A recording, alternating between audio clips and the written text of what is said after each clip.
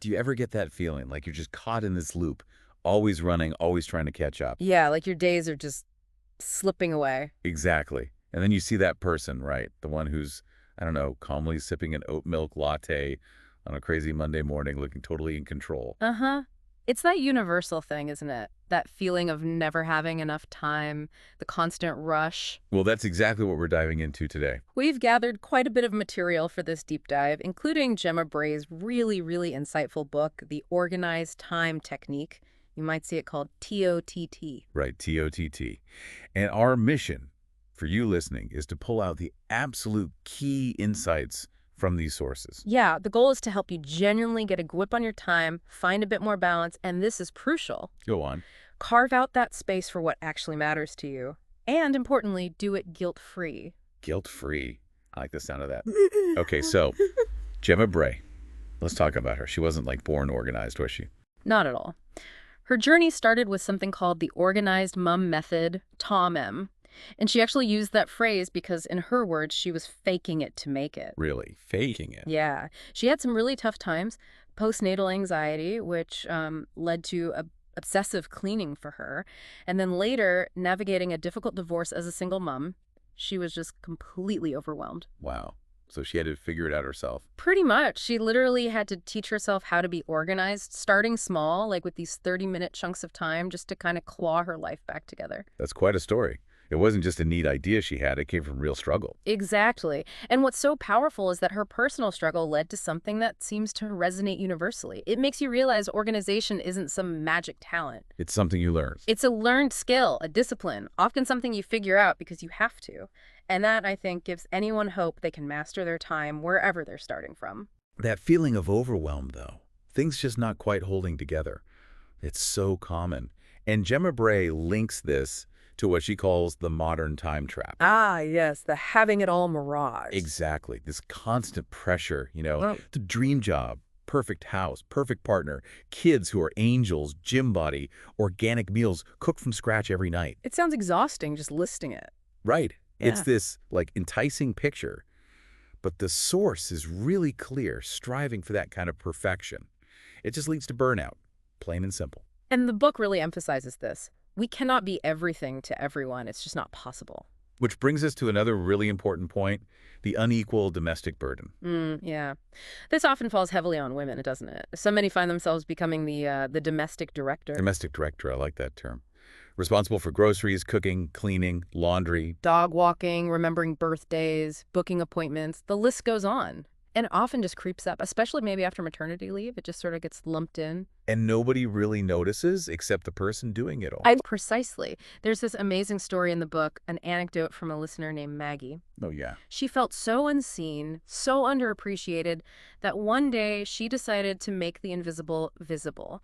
Every single domestic task she did, she wrote it on a Post-it note and stuck it on the thing. No way. What happened? By the end of the day, her house was apparently covered in Post-its. I dusted this on the TV, I cooked this on the slow cooker, I filled this on the fridge. Wow.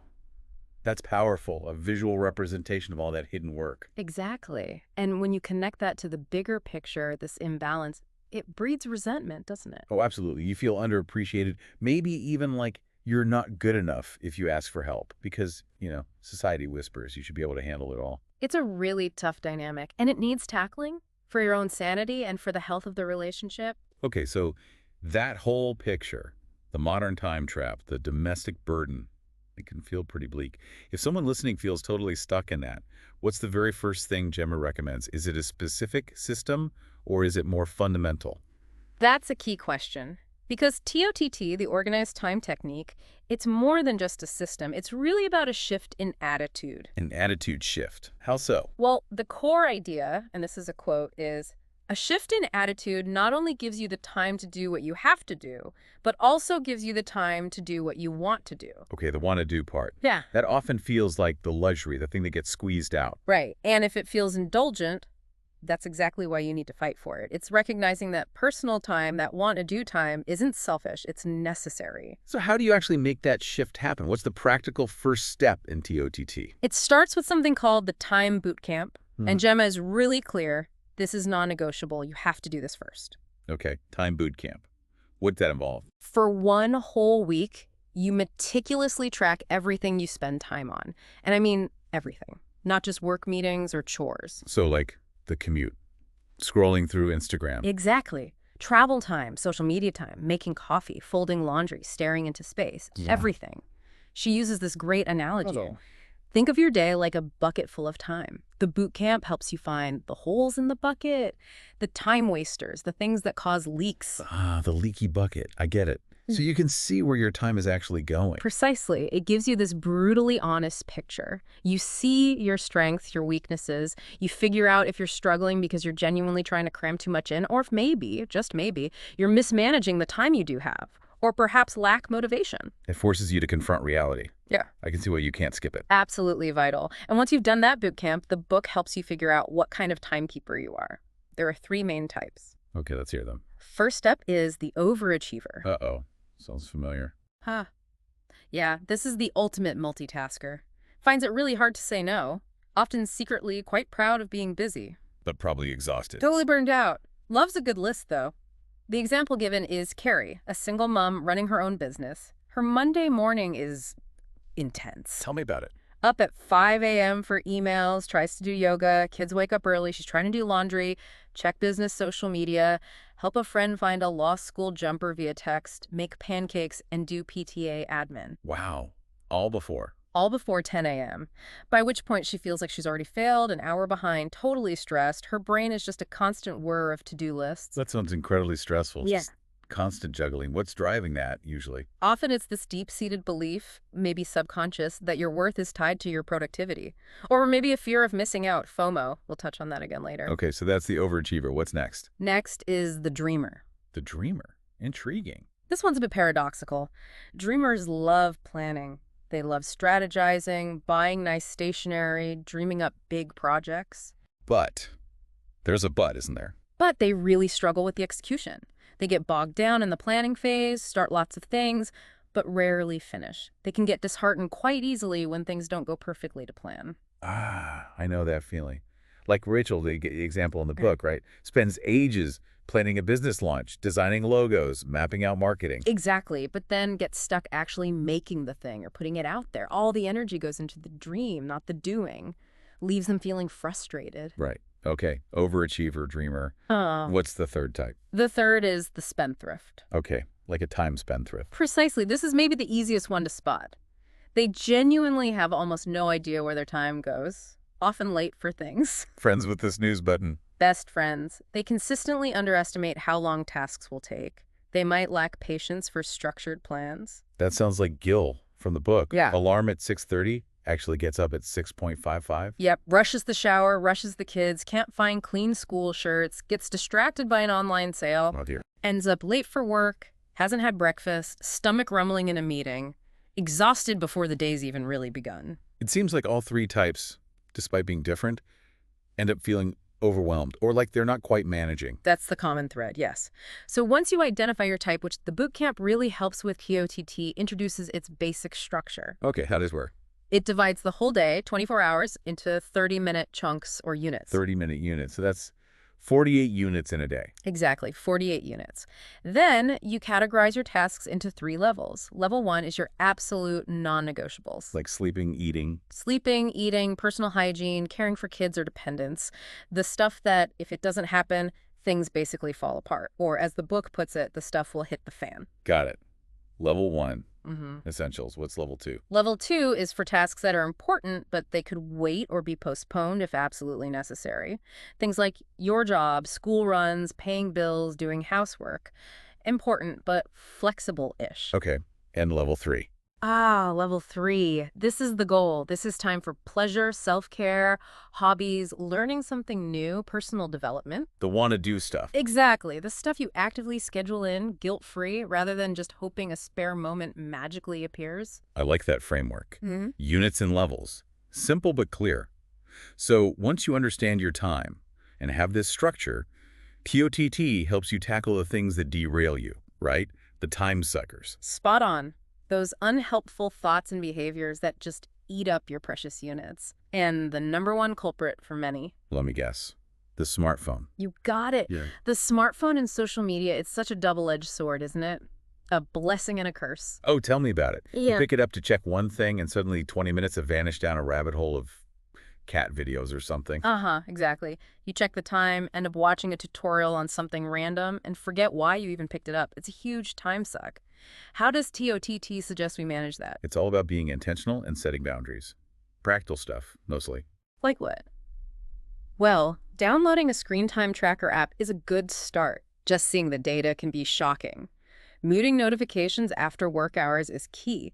Scheduling work emails so they only send during business hours, even if you wrote them late at night. Oh, that's smart. Creates a boundary. Definitely. And only checking your phone at specific designated times rather than every buzz. Even organizing your phone's home screen into folders like work, life admin, lifestyle can help. It adds a little friction, makes you pause before diving in. Makes sense. Creates a little mental speed bump. Okay, phones are one big time sucker. What else? Procrastination is another major one. You know, putting off those tasks you don't want to do. The boring ones. Or the awkward ones. Both. Those monotonous jobs or the difficult conversations. The advice is often eat the frog, do the hardest task first thing. Right. But why does that work so well? What's the psychology? It's about mental energy. We spend so much bandwidth just thinking about the unpleasant tasks, dreading them. Ah, the background anxiety. Exactly. By tackling it first, when your willpower is generally highest, you get it off your mental plate.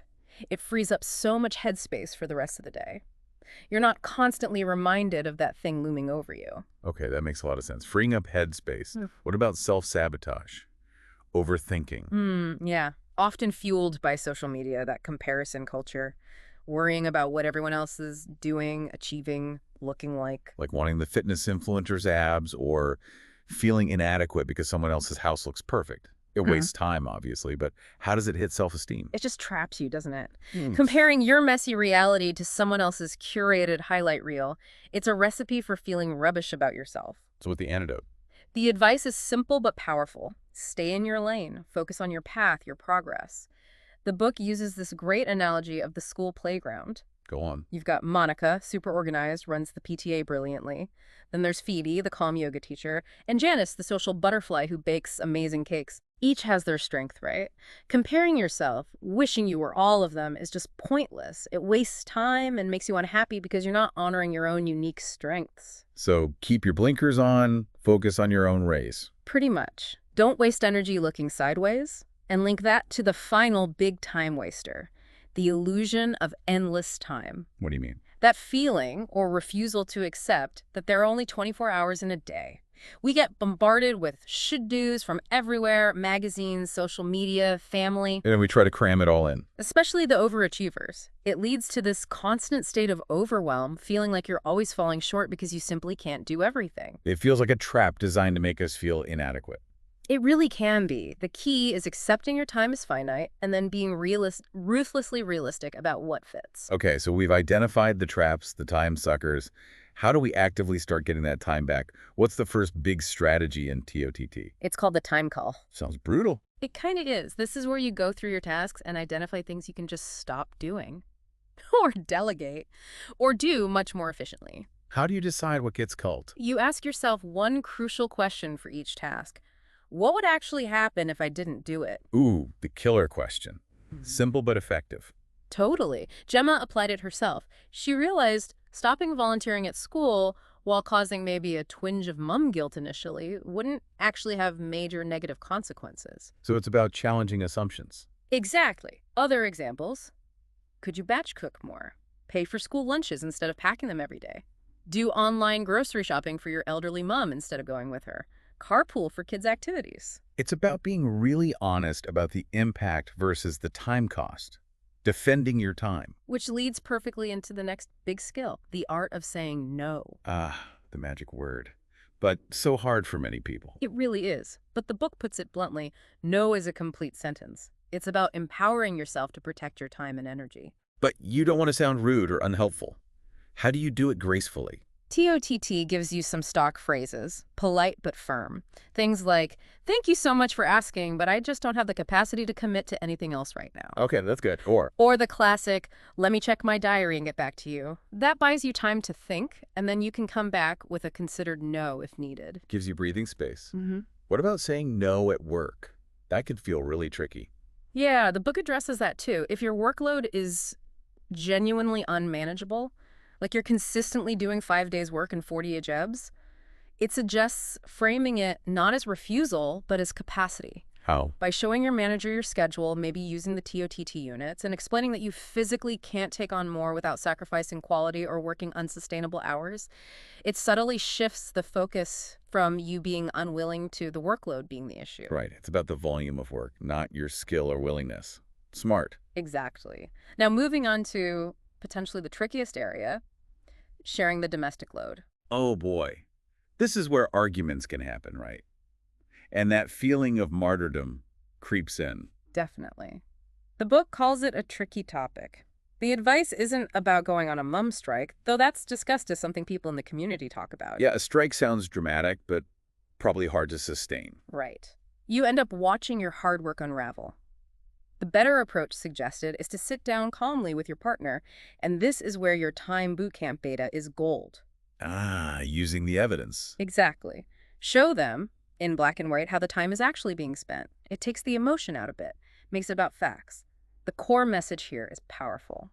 There is no martyr badge waiting for you at the end for sacrificing all your time and energy. You're just burning yourself out for no reward. Pretty much. You're doing yourself, and probably the relationship, a massive disservice by trying to carry it all. So beyond the big things like saying no and sharing the load, it's also about working smarter day to day. Yes, lots of practical efficiency tips to lighten the load and free up that precious headspace. Gemma calls it working smarter, not harder. Like what kind of things? Doubling up tasks is a big one, like cleaning the bathroom while the kids are in the bath anyway, or phoning your mom while you're out walking the dog. Making use of dead time? Right. Even doing pelvic floor exercises at traffic lights. Hey, every little helps. Uh-huh.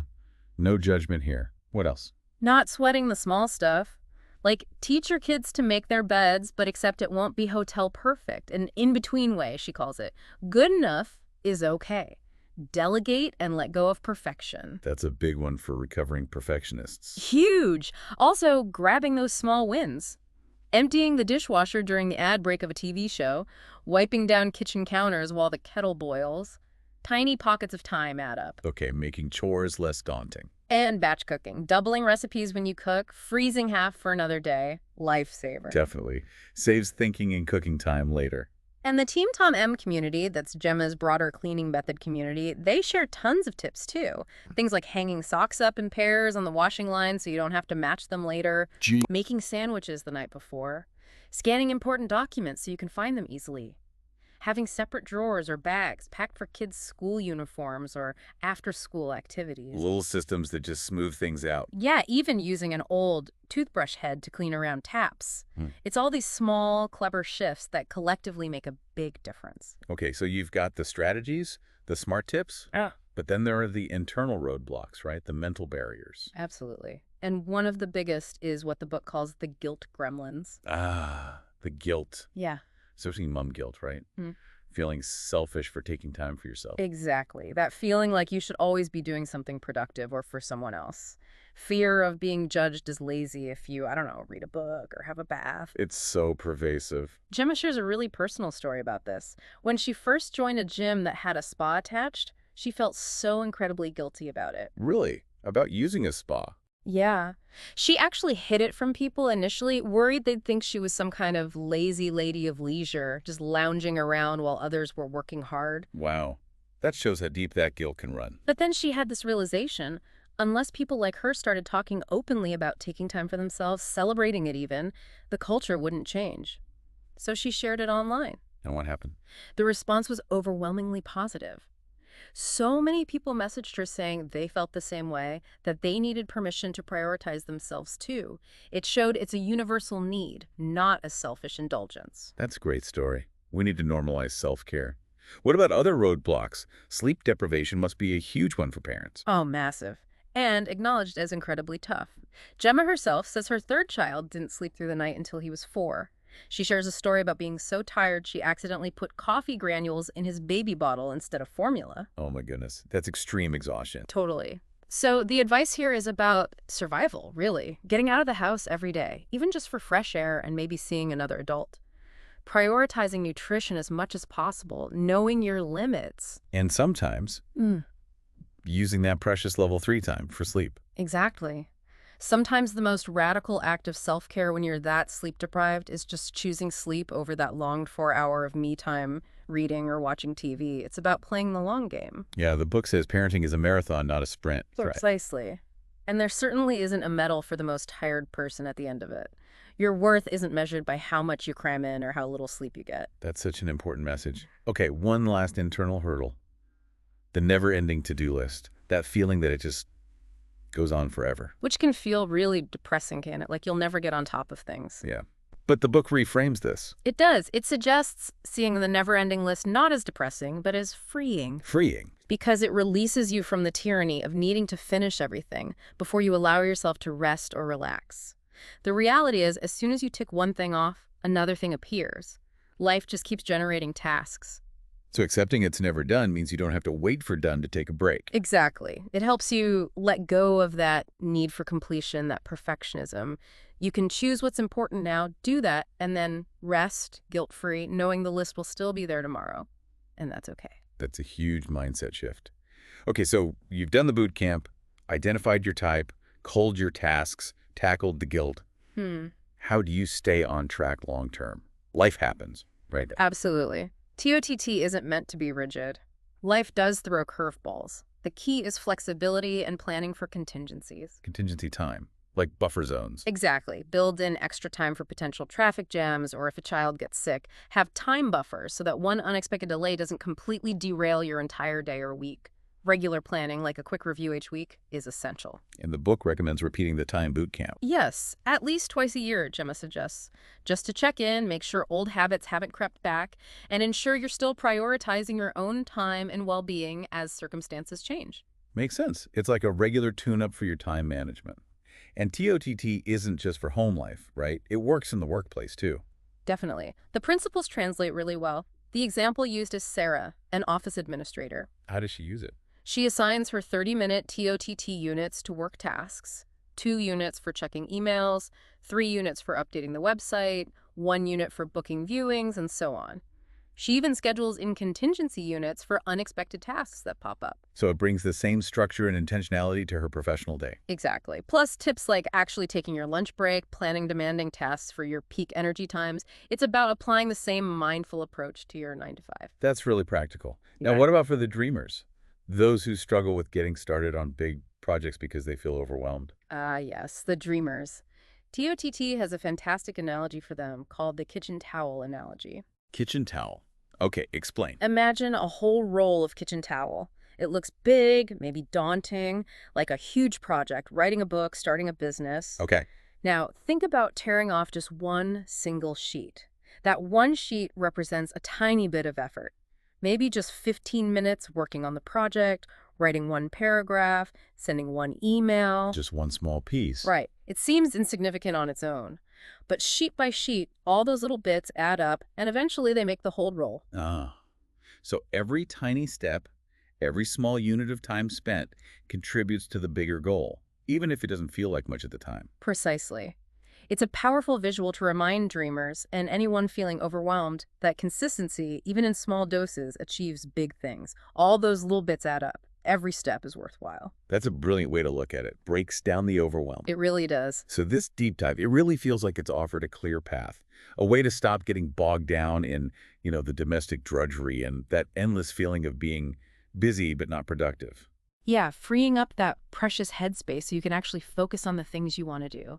Planning adventures, pursuing passions, starting those projects you've dreamed about. Okay, so to leave our listeners with something to think about, here's the challenge. What hidden pockets of time might you uncover if you really truly committed to understanding and valuing your own time budget? If you did that time boot camp and were brutally honest. And maybe ask yourself this. What passion or project have you constantly put off, always telling yourself you just don't have the time? Could TOTT, could thinking in these guilt-free 30-minute units finally make that a reality?